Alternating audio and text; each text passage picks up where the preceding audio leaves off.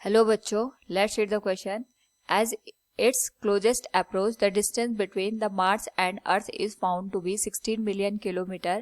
When the planets are at this closest distance, how long would it take to send a radio message from a space probe sent to Mars from Earth?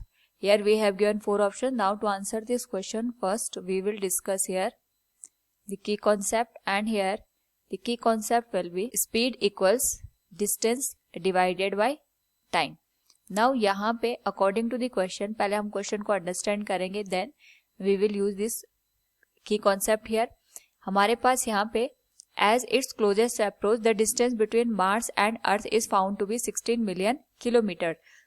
तो पहले हम इसको यहाँ पे SI system में convert करेंगे. So we can write here closest approach of Mars and Earth. अगर हम यहाँ पे क्लोजेस्ट डिस्टेंस की बात करेंगे तो ये हो जाएगा हमारे पास 16 मिलियन किलोमीटर के बराबर, और यहाँ पे 16 मिलियन किलोमीटर को हम मीटर में कन्वर्ट कर सकते हैं. So we can write it will be 60 into 10⁻6 into 10⁻3 metre के बराबर. So it can be written as 6 into 10⁻10 metre.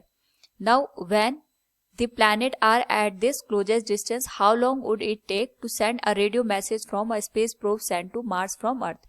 तो इसके लिए सबसे पहले हमें ये देखना पड़ेगा कि हमारे पास जो रेडियो सिग्नल होता है, इसकी जो स्पीड होती है, we can say here it is equal to the speed of light, that is 3 into 10⁸ metre per second.